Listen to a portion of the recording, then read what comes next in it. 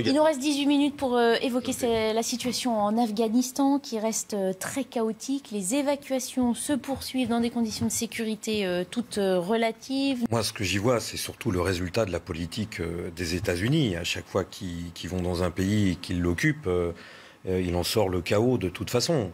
L'armée française a été engagée en Afghanistan également. Aussi, oui. Alors, l'armée française aussi, que ça soit en Afghanistan ou en Afrique, c'est exactement la même chose. On pense aussi à la Libye. Oui, quand les pays riches qui imposent leur domination sur l'ensemble du monde pour piller les richesses interviennent militairement, c'est à chaque fois le chaos.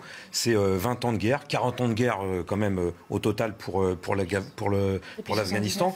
Ils y sont soi-disant allés officiellement pour combattre le terrorisme. On voit depuis 20 ans que le terrorisme, il s'est quand même extrêmement développé. Donc non seulement échec total, mais ils n'ont pas apporté des chewing-gums ou de l'argent là-bas. Ils ont dépensé 1000 milliards de dollars pour leurs besoins militaires.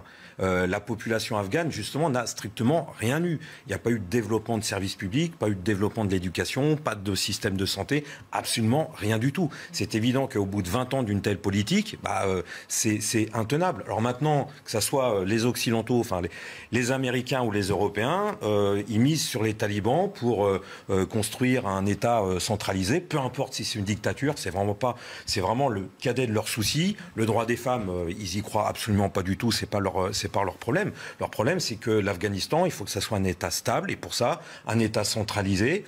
Et ils ont fait le pari, pour l'instant, que ça soit les talibans qui puissent mener cet État central.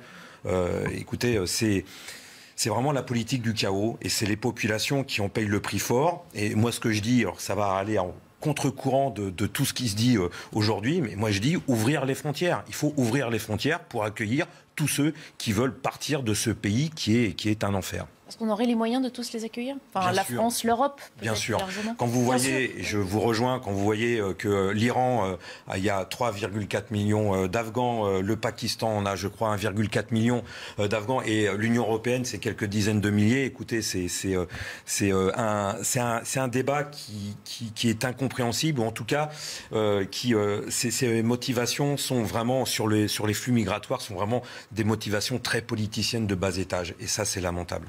Politicienne, mais économique aussi. Est-ce qu'on a les moyens économiques de subvenir aux besoins de ces personnes qui vont arriver ? Oui. Je vais rappeler ce chiffre que j'ai dit tout à l'heure, 60 milliards de bénéfices pour le CAC 40 sur les 6 premiers mois de l'année. On a largement, l'Europe a largement...